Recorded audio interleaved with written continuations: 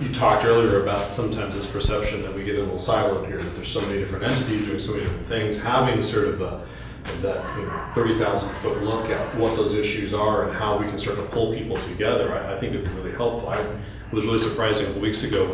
We started to become, to try to take on a role of being more conveners ourselves, and we pulled in a whole bunch of folks from the housing community to talk about some of the different programs we're running. And I was frankly surprised that there's as little interaction going on between those groups as I thought there was.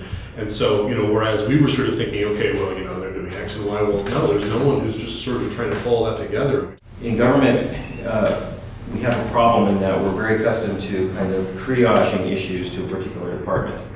So an issue might come to the forefront. It might come to the attention of folks at City Hall or my police department staff or something. People might say, okay, that's an issue for Public Works. You guys handle that. Or that's a fire department issue. That's a police department issue. Parks and Rec, we deal with that.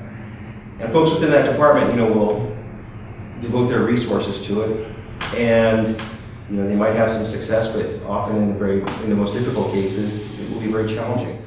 And I did a full, comprehensive psychological, summary of what the situation was. And I contacted county and I said, I really think that you all need to come out and, evaluate her for, harm to self or others, because this feels like this is harm to herself. I don't know.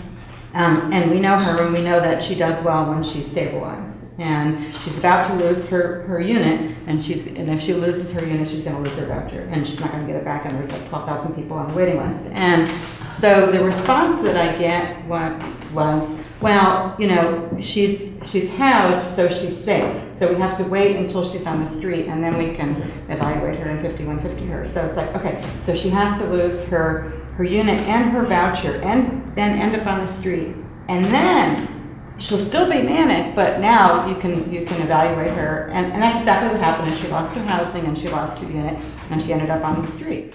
Does everybody know what everybody is doing and where those, and I think it happens more by happenstance. Like someone asks you to partner, and so you say yes, or you fall into it, but there's no system or structuring or mapping. And I think something else that just came up in a meeting that I had yesterday, there's no kind of rating and accountability. So there are these services out there, but wouldn't it be interesting if users of services could also rate, and so we could see, where are good things happening and where are there some stumbling blocks, and we could be real. Again, going back to trust, you have to be really honest and have to really trust that data could be used for good, but to really analyze the web and what's working well and what isn't. So I just think there needs to be a lot more intentionality about some of that mapping.